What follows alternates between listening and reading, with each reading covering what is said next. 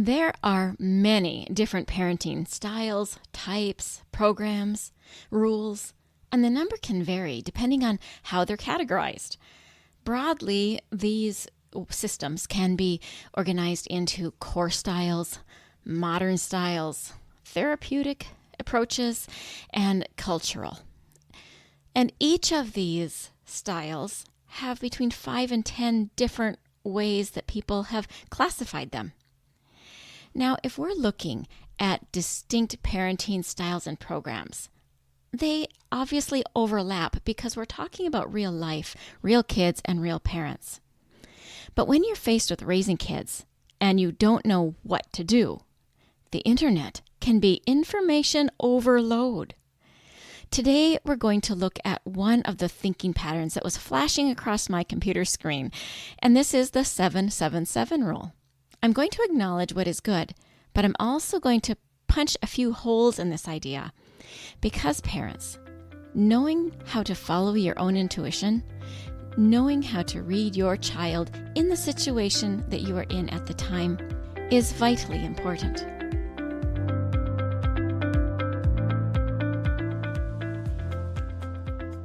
Does your child have a speech-language delay and you really want them to talk?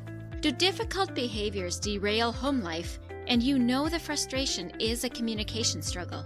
Does your child see a speech therapist and you wonder, what do they do and how can I help? If these or similar questions are in your mind, this podcast is for you. Hello, my name is Dinalynn Rosenbusch. I am a speech-language pathologist that has worked with children from birth to 21 for 3 decades. And in my classrooms, I see you wanting to connect with the heart of your child, but their speech and language skills create a barrier. So if you have a kiddo that has difficult behaviors, needs to expand their language or learn to say speech sounds, and maybe even receives speech therapy, stay tuned. Because in this podcast, you will learn how to use your daily life as a tool to communication practice and how to do that practice. You will become confident knowing you are making the difference you want to make. And you will hear success stories of parents who have navigated these struggles already. We'll do this all while focusing on building deep, meaningful connection and confidence in your kiddo. So grab a cup of coffee along with a notebook and pen. It's time to speak in the way your child's brain understands. And that is the language of play. Thank you for joining me today on the language of play. I am so grateful to my sponsor, the Center for Play and Exploration. Getting unstuck, fighting burnout, and recovering delight is possible, even when you have little ones. The Center for Play and Exploration is an organization that supports adults in restoring some of that childlike wonder you had as a kid. As parents, we get so busy that we get lost in our to-do list and other tasks of life. While we try to keep up, we can lose our spontaneity and joy. This is when life gets too hard and we stop being the parents we want to be. But what if you could change how you feel just by changing how you think? This is one way you will benefit from contacting the Center for Play and Exploration. Use the link in the show notes and mention the language of play for a 20% discount. I want to thank you also, listeners, as the language of play is now again ranking in the United States. It seems that I pop on and off that top podcast chart, but currently we are back on it. So please continue to share this content with those who work or live with children. And in gratitude, you will find a valuable resource in the show notes. The most popular is 5 ways to get your kids to listen better, which highlights 5 key effective strategies to get your child's attention, comprehension, and the response we want. Part of what I love about being a podcaster is the freedom it gives me to set my own schedule and pursue my dreams. You see, I wanted to work less and be available more for the people I love. Creating financial freedom is a big part of that. Financial freedom means having enough passive income coming in to pay your bills and support your lifestyle so that you can choose what you do with your precious time and energy. My friend Penelope Jane Smith is a high-level expert in this topic, and she has given all of you listeners of The Language of Play a guest pass. So join me as I attend Financial Freedom 101. It is a 3-day online event. Join me by finding the link in the show notes, because I know you have dreams too that easier finances would allow you to experience and enjoy. Now let's get into the meat of today's episode. And the parenting style or topic that we're going to talk about is the 777 rule. And first I'm going to read it through, and it'll take just a few seconds, and then we're going to tear it apart a little bit and talk about the good and the bad and the ugly. So let's think about this. The 777 rule states, one simple rule can transform the way we raise our children. Children from birth to 7 see the world through wonder and imagination. This is the time to play and to laugh and to bond, because through play, they learn love, security, and joy. From ages 7 to 14, children start seeking guidance. This is when we teach them values, discipline, and importance of kindness, and show them by example what it means to be strong, responsible, and compassionate. From 14 to 21, they need us not as rulers, but advisors. They crave independence and still need guidance instead of controlling. We listen instead of dictating. We guide. This is when we empower them to make their own choices. Parenting never truly ends as they step into adulthood. They will always need our wisdom, encouragement, and love. The foundation we built in their early years will shape their entire lives. Okay, that is what came across my computer screen. And in many ways, that sounds true in many ways, but let's tear it apart, because you can't really simplify parenting down into 3 chunks of 7 years where you have one focus each 7-year period, because it doesn't account for real life. And you know what I'm talking about. Let's take a look. Let's start at the very beginning. It says one simple rule can transform the way we raise our children. And I'm thinking, one simple rule? Is this what you're thinking? I bet it is. One simple rule? It's not that easy, as you know, to raise kids, whether or not your child is learning how to speak and is struggling with speech and language development. There are many, many strategies, techniques that help us in various ways. But if we were to try to lessen what we look at in order to simplify, I do see that we can categorize groups in these same 7-year chunks where there are developmentally different things going on for our children. However, none of us humans actually change at a birthday, do we? We don't see the world differently at a birthday. It is a process. It is a spectrum of change that happens during the years, and the years overlap. So they say from birth to 7 that children see the world through wonder and imagination. Yes, I agree with that. They absolutely do. It says this is a time to play, laugh, and bond. Yes, it is. And I also say, what about those terrible 2s and obstinate 3s and the silly at the wrong time 4s and all the other struggle and behavior that goes on? There is nothing spoken or written about in what came across my computer to address any of these issues. And you know as well as I do, if you only have the mindset to play, laugh, and bond, you will never give them some of the discipline and guidance that they still need in that birth to 7 time. The videos that I saw were very oversimplified, because when what came across my desk looked like this, I went out looking on YouTube for some more details. And I think the error a parent would make if we embraced this idea is that we would not teach, guide, correct, and advise during the birth to 7. But I believe our kids need this at this age too. So while it is true that children see through the lens of wonder and imagination, and it is time to play and laugh and bond, and those things are true. We can't stop there. And let me add a little caveat that if we isolate the imagination and wonder to the age of birth to 7, that doesn't explain how many adults I know that want to pull that wonder and imagination right back in.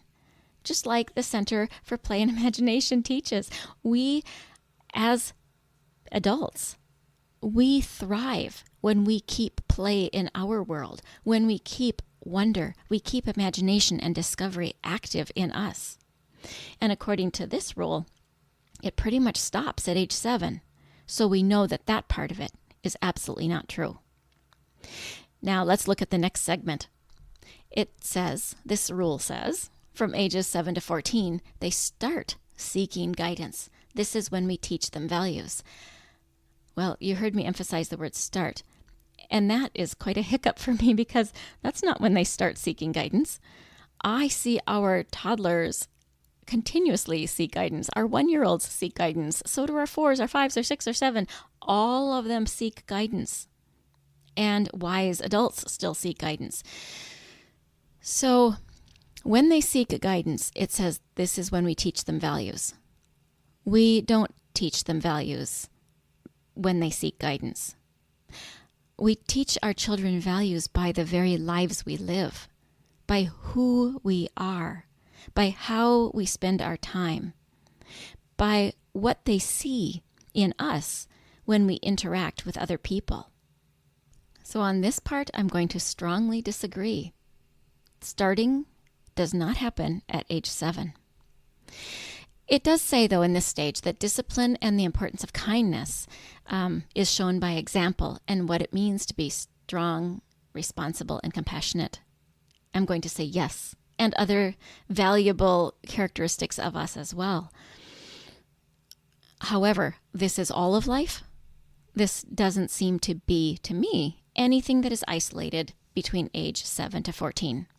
What I will say does happen from 7 to 14 is the brain expansion that causes our children to be able to move from that concrete thinking that they have at age 7 into a little bit more abstract, a little bit more interaction with the environment around them in an imagination, problem-solving type of way. You have an expansion of the brain's ability to do that in this age and stage, which is really tremendous, which also means that they are capable of so many things. And there's lapses in their ability to know what happens as a consequence of doing this particular behavior. And that is where they still need our guidance for sure. And when we roll back the curtain, the way they find that out is going back through play, experiment, discovery, not only our conversations. All right, now look at the third part with me. This says from 14 to 21, they need us not as rulers, but as advisors. They crave independence and still need guidance instead of controlling. We listen instead of dictating. We guide. And yes, I will say from 14 to 21, I do agree with that. We do. But it goes on and it says, this is when we empower them to make their own choices.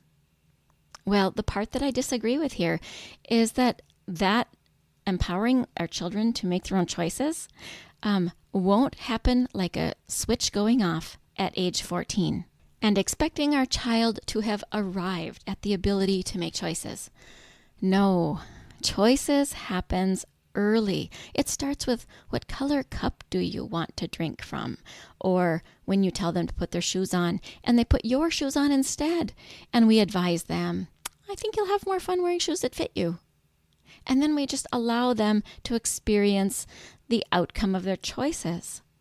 Learning how to make choices is something that happens the entire gamut. It is not something isolated from 14 to 21.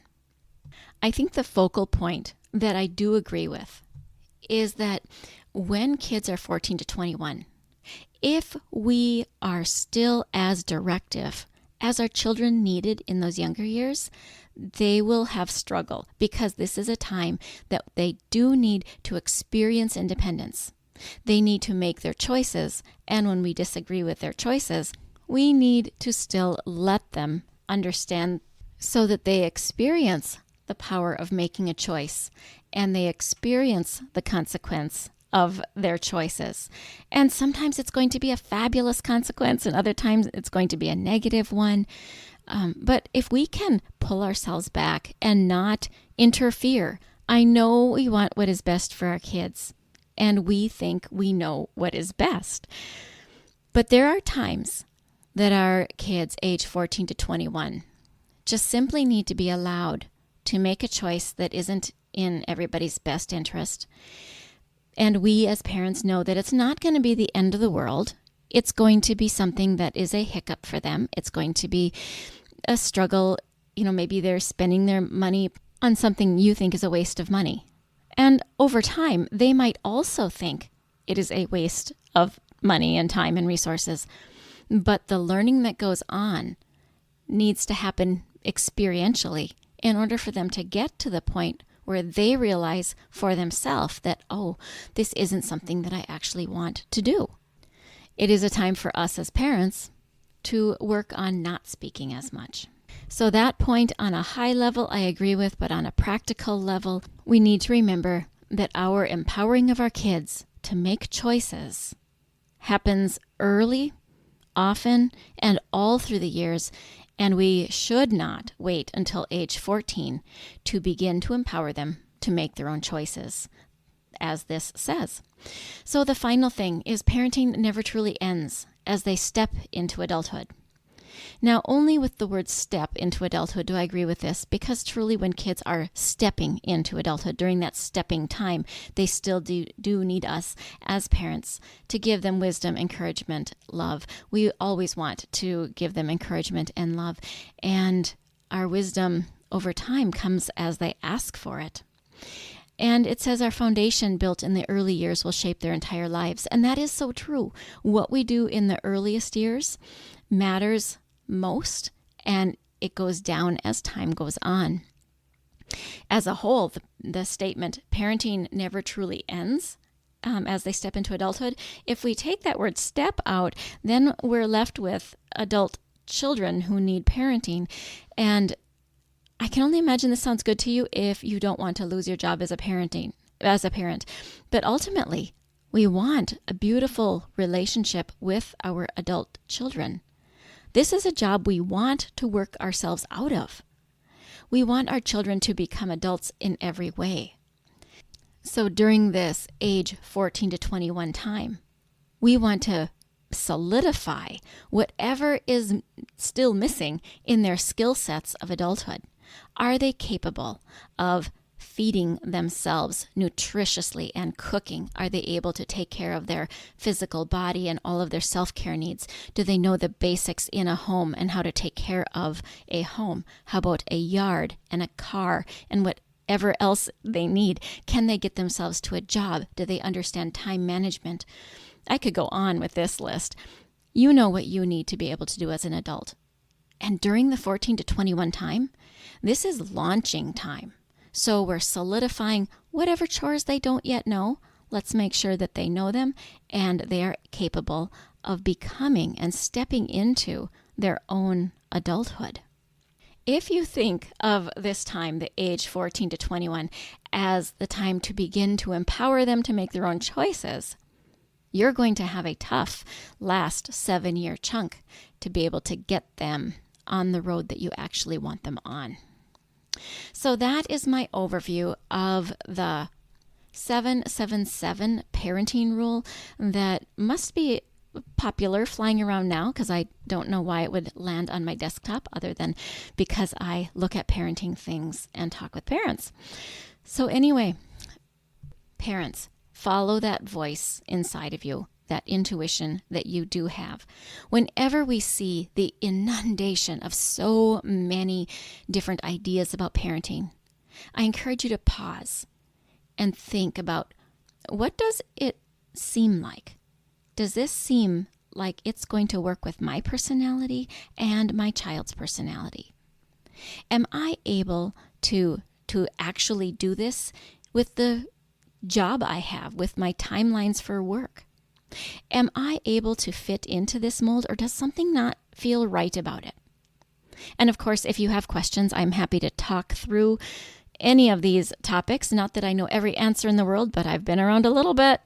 And you can email me at hello@thelanguageofplay. And of course, you can always book a session with me so we can talk about how to work together. And that you will find in the show notes with a link as well. I believe you have a God-given intuition inside of you that will guide you along the way. But sometimes it gets muddled with the voices that are all over, making us feel like we're doing it wrong, and they come from all sides. I also know that it is good parents that seek more information. So the fact that you are here today listening to me shows that you are a good parent seeking more information. And your intuition is good, moms and dads. Sometimes we just need a little help uncovering it. And sometimes when you read something like this 777 rule, and you have these catches in your mind along the way that argues your way through it, your knowing is speaking and saying that, yeah, this isn't complete enough, or this isn't correct, or something is wrong. And that does not mean you need to doubt yourself. That means the voice within you is working. And then we have to learn how to work with it. That is it for today.